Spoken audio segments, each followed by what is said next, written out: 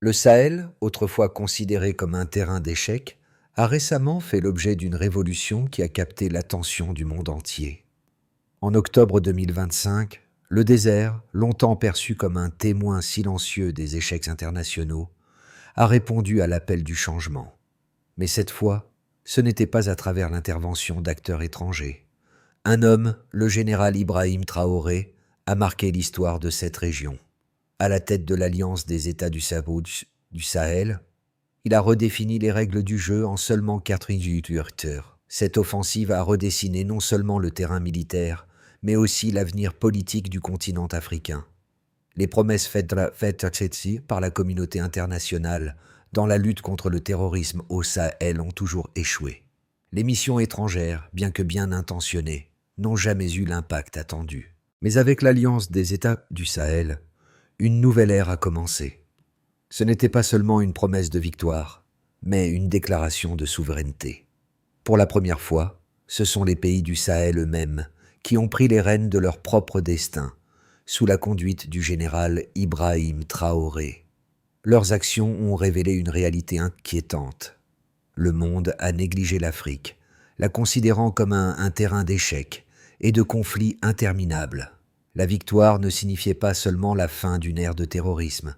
Elle marquait le début d'une nouvelle vision de l'indépendance et de la résilience pour le Sahel et l'Afrique entière.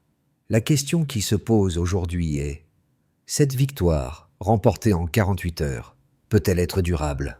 Le Sahel pourra-t-il maintenir son indépendance face aux pressions extérieures? Le monde attend de voir si cette nouvelle dynamique peut réellement redéfinir l'avenir de l'Afrique, en dehors des influences étrangères.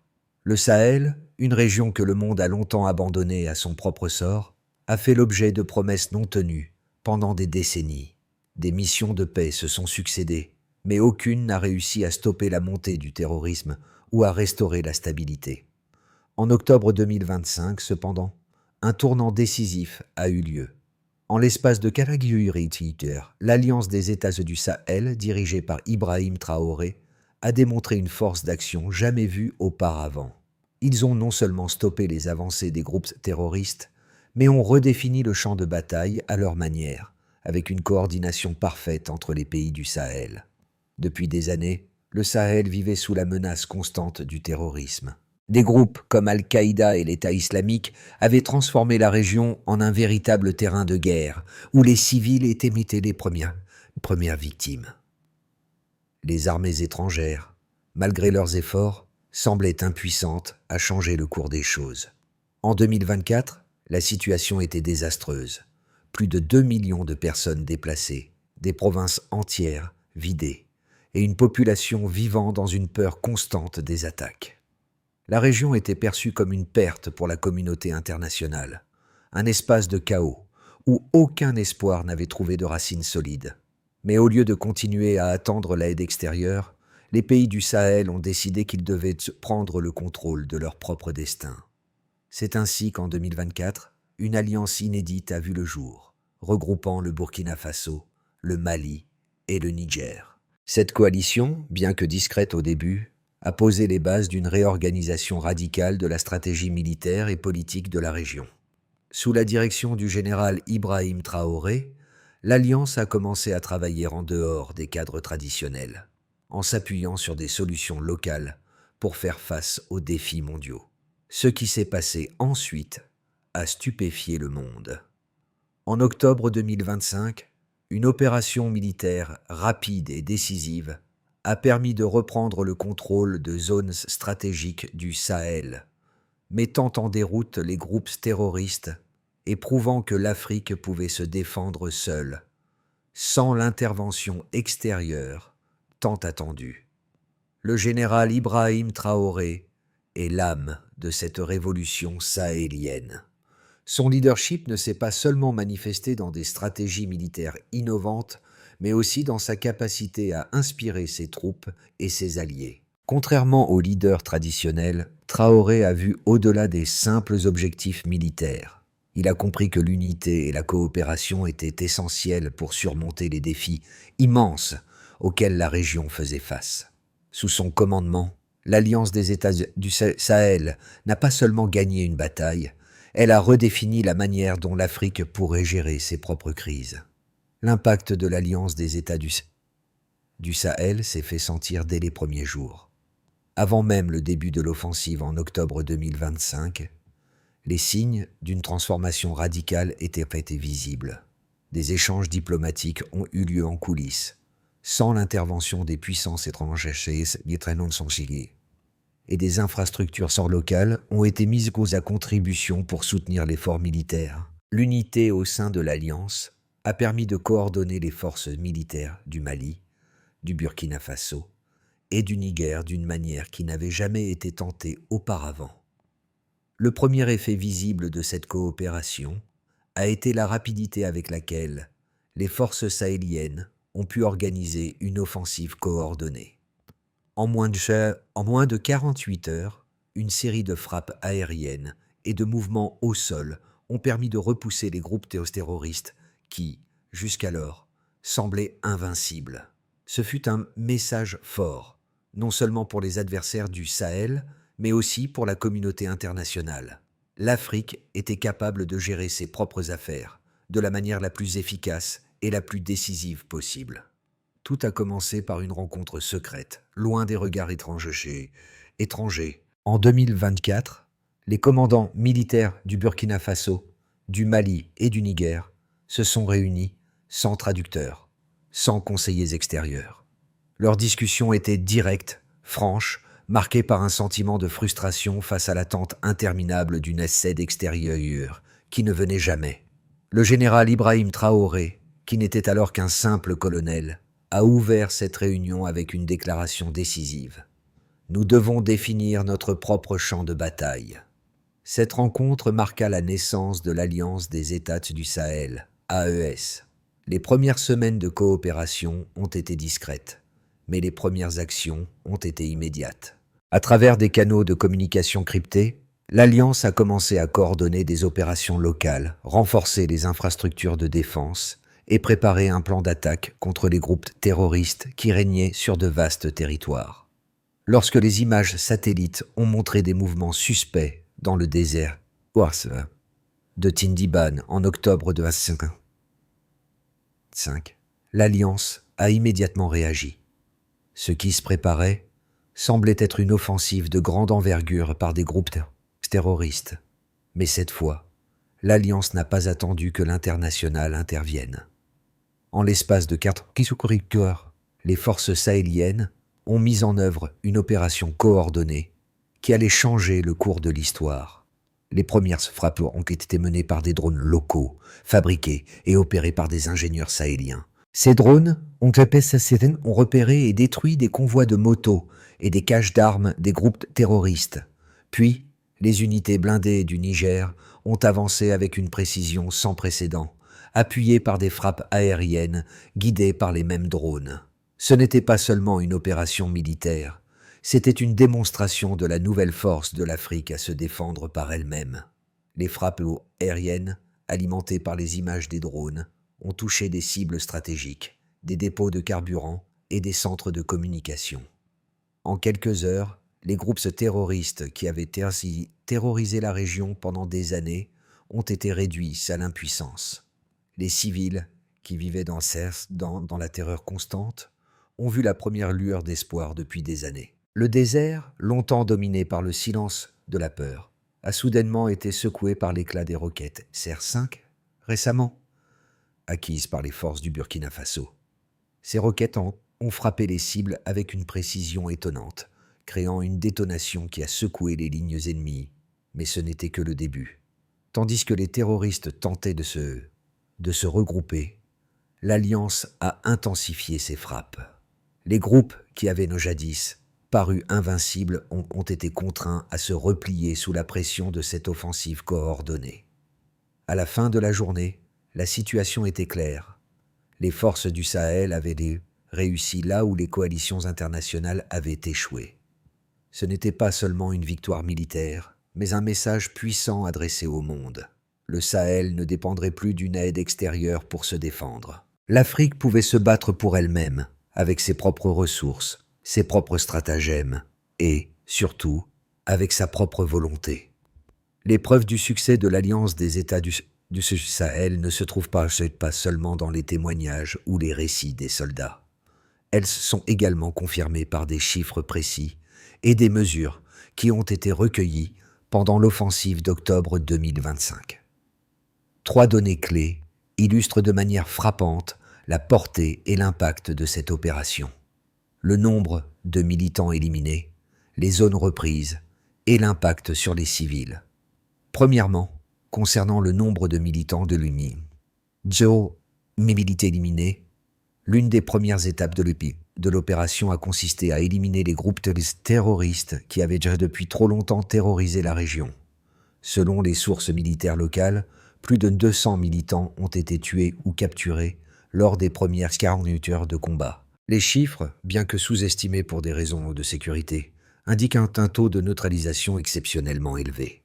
Ce succès est d'autant plus impressionnant que ces groupes étaient réputés pour leur capacité à se dissimuler dans des terrains difficiles et à se déplacer rapidement.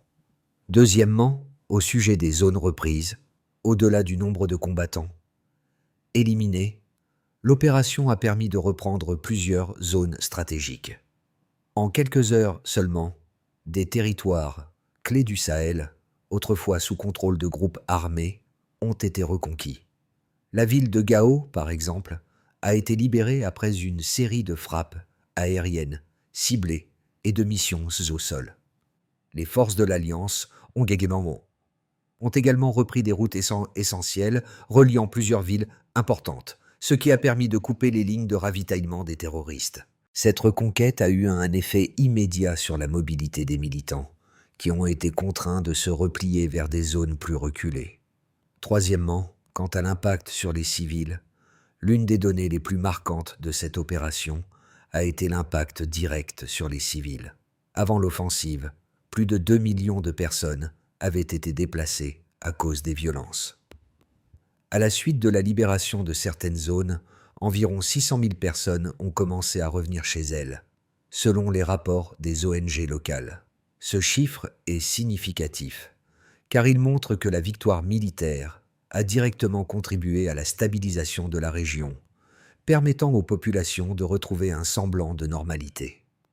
En outre, les livraisons d'aide humanitaire, facilitées par la sécurité retrouvée, ont permis de nourrir et de soigner des milliers de personnes dans les mois suivant l'opération.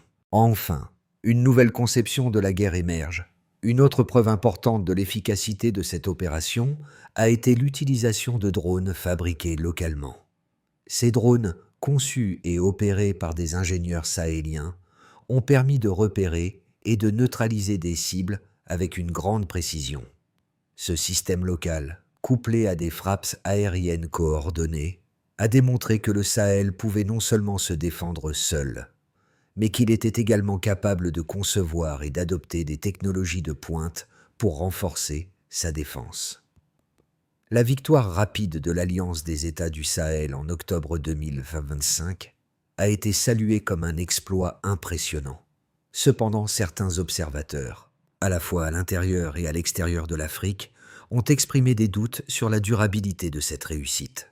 D'un côté, des experts en sécurité ont suggéré que cette victoire pourrait être temporaire. Ils soulignent que bien que les groupes terroristes aient été repoussés, les causes profondes du conflit, telles que la pauvreté, l'instabilité politique et la corruption, demeurent non résolues. Selon eux, tant que ces facteurs ne seront pas traités, toute victoire militaire pourrait être de courte durée. D'autre part, certains analystes estiment que cette victoire pourrait en réalité marquer le début d'une nouvelle ère pour le Sahel. Ils soutiennent que la capacité de l'Alliance à prendre le contrôle de son propre destin en matière de sécurité pourrait catalyser des changements à long terme dans la région.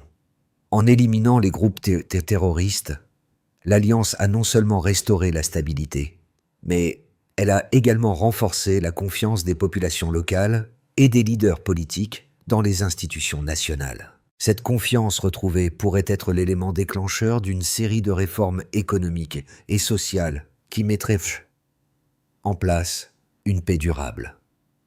Toutefois, l'argument selon lequel cette victoire pourrait être de courte durée semble négliger un élément crucial, la résilience de la population sahélienne et la détermination de l'Alliance elle-même. Ce n'est pas simplement une question de force militaire ou de stratégie, c'est également une question de volonté collective. La victoire n'a pas été imposée par une puissance étrangère, mais par une coalition régionale, ancrée dans les réalités et les besoins locaux. Cela confère à cette victoire une légitimité et une stabilité que les précédentes interventions étrangères n'ont jamais eues. Les alliés du Sahel ont démontré une capacité à s'adapter et à évoluer, utilisant des technologies locales et des tactiques de guerre innovantes. Ce modèle, basé sur l'autonomie et la coopération régionale, est plus soutenable à long terme que des interventions extérieures.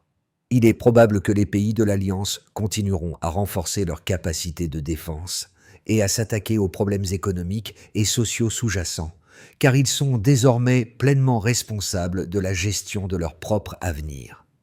En définitive, la victoire de l'Alliance des États du Sahel est un exemple de ce que l'Afrique peut accomplir lorsqu'elle assume la responsabilité de sa propre sécurité et de son avenir. Cela marque un tournant non seulement pour le Sahel, mais pour tout le continent africain, qui pourrait voir en cet exploit un modèle à suivre. L'histoire a montré que les peuples les plus résilients sont ceux qui choisissent de se battre pour leur propre destin. Et le Sahel a désormais pris cette décision. À mi-chemin de l'opération, un retournement inattendu a eu lieu. Alors que les forces de l'Alliance continuaient leur avancée dans des zones stratégiques, une toute nouvelle tactique a été déployée, l'utilisation de la guerre psychologique. Les commandants sahéliens ont compris que pour garantir la victoire, il ne suffisait pas seulement de combattre sur le terrain. Ils devaient également déstabiliser l'ennemi sur le plan mental.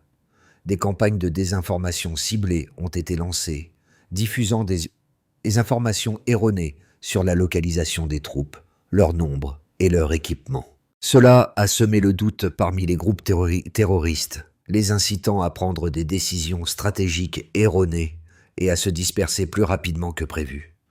Le coup de maître est survenu lorsque les forces de l'Alliance ont réussi à capturer un important centre de communication des terroristes, ce qui a coupé leur capacité à coordonner les attaques.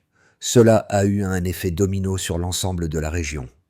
En l'absence de commandement centralisé, les groupes terroristes ont commencé à se battre entre eux, réduisant ainsi considérablement leur capacité à résister à l'offensive. Ce moment clé a prouvé que la victoire ne résidait pas uniquement dans l'aspect militaire, mais aussi dans la gestion habile de l'information et des perceptions.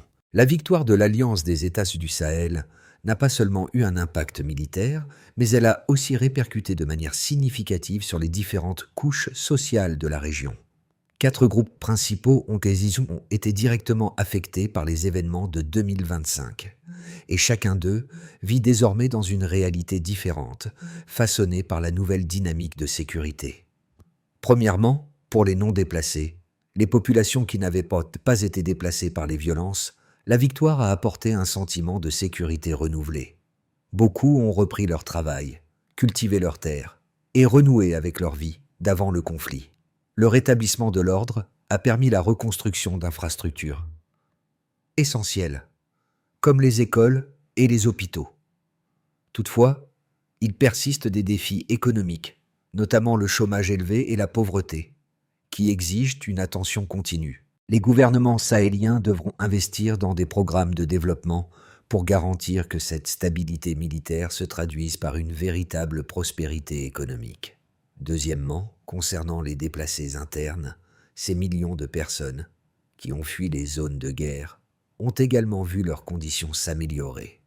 Dès que la sécurité a été rétablie dans plusieurs régions clés, les retours ont commencé. Selon les ONG locales, environ 600 000 personnes ont commencé à regagner leur foyer dans les mois suivant l'opération. Cependant, la réintégration n'est pas sans difficulté. Beaucoup de ces familles ont perdu leurs maisons et leurs terres. Les autorités locales devront fournir des ressources pour aider ces populations à se réinstaller, trouver du travail et reconstruire leur vie. Troisièmement, au sujet des non-démocrates, les groupes non démocratiques, ceux qui se sont opposés au gouvernement des pays du Sahel ou qui soutiennent les idéologies extrémistes, ont connu un renversement de situation dramatique. En dépit de la victoire militaire, ces groupes restent des forces à surveiller. Leurs idéologies n'ont pas disparu, et certains continuent de recruter parmi les jeunes des régions marginalisées. Il est crucial que les gouvernements sahéliens abordent non seulement la sécurité, mais aussi les causes profondes de la radicalisation, en s'attaquant à la pauvreté, à l'exclusion sociale et aux inégalités qui alimentent ces mouvements. Quatrièmement, pour les zones de conflit, en particulier celles situées près des frontières du Mali, du Burkina Faso et du Niger, ont été les plus durement touchées par les combats. Ces régions, autrefois considérées comme des centres de radicalisation, sont désormais en phase de reconstruction. Des efforts coordonnés de déminage et de nettoyage ont permis de libérer de grandes étendues de terrain, permettant le retour des agriculteurs et des marchands. Les zones autrefois dévastées se transforment lentement en espaces de reconstruction et de développement. Cependant, cette transition ne sera pas instantanée, et il faudra de nombreuses années pour stabiliser complètement ces territoires. L'impact de cette victoire s'étend bien au-delà des frontières du Sahel. Le monde entier a été témoin de ce tournant majeur dans la lutte contre le terrorisme en Afrique. Les pays voisins, souvent eux-mêmes fragilisés par des conflits internes, regardent désormais l'alliance avec respect et, pour certains, avec une certaine crainte. Les leaders africains commencent à comprendre que la souveraineté militaire et politique n'est pas seulement une question de pouvoir, mais aussi de volonté collective. En se tenant fermement aux rênes de leur propre sécurité, le Sahel a envoyé un message clair au reste du continent. L'Afrique peut se défendre seule. À la suite de la victoire de l'Alliance des États-Unis du Sahel en octobre 2025, 3 scénarios se dessinent pour les 6 à 12 mois à venir. Chacun d'eux présente des défis différents, mais tout dépend d'un élément clé, la capacité des gouvernements sahéliens à maintenir la stabilité et à gérer les attentes de leur population tout en répondant aux menaces potentielles. Dans le scénario de base, qui envisage une stabilisation progressive du Sahel, à court terme, l'Alliance mettra en œuvre un plan de reconstruction qui inclura la réhabilitation des infrastructures essentielles, telles que les routes, les écoles et les hôpitaux.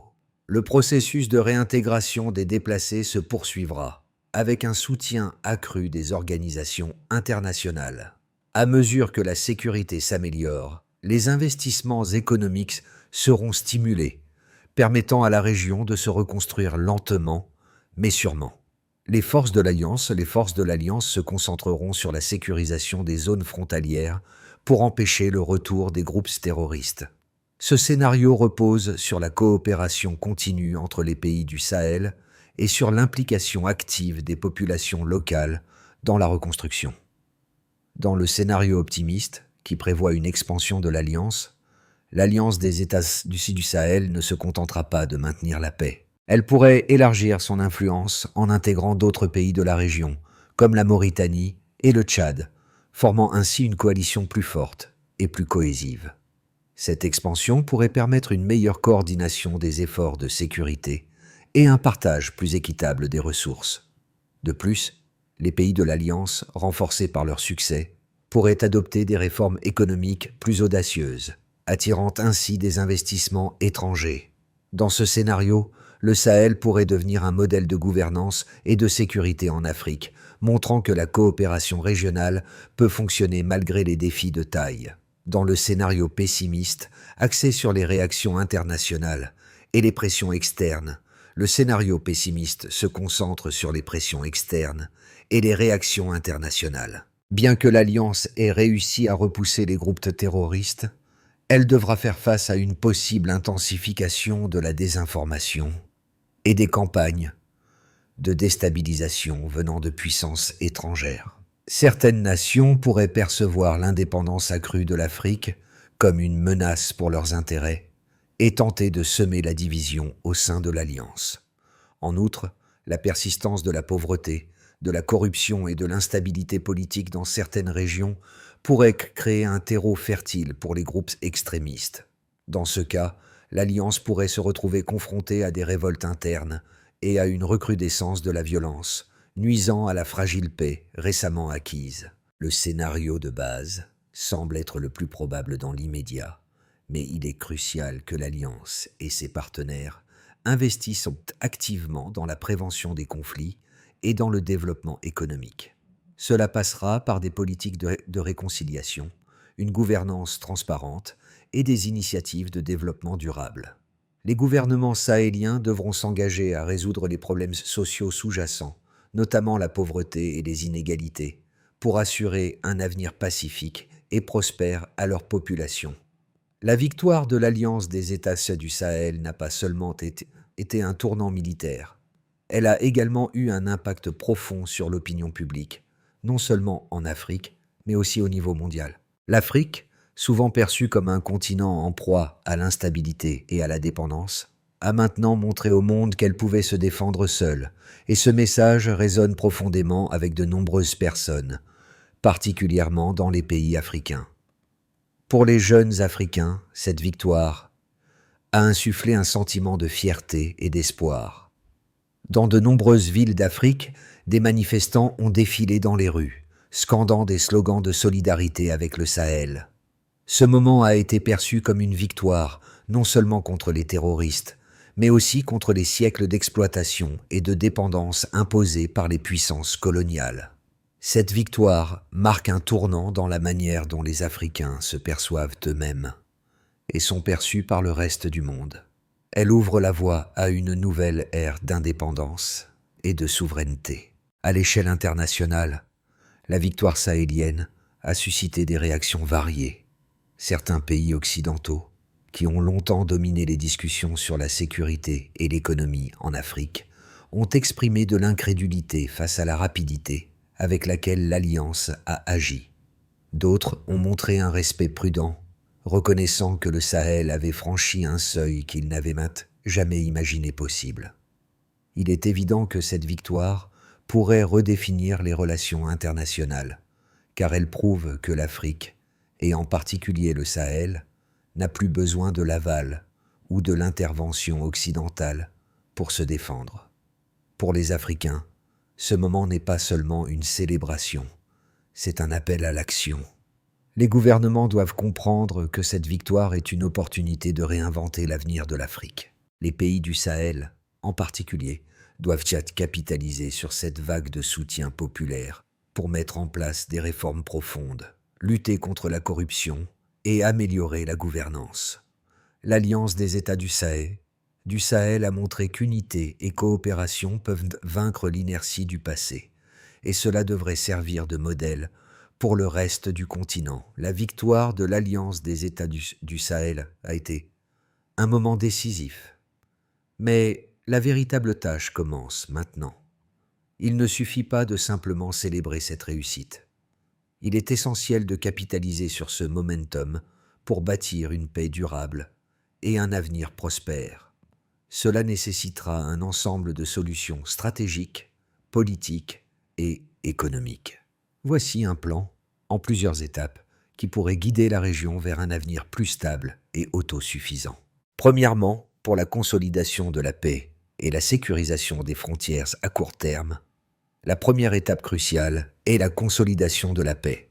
Cela inclut la sécurisation des frontières du Sahel pour empêcher le retour des groupes terroristes, l'intensification des patrouilles et la mise en place de bases militaires locales.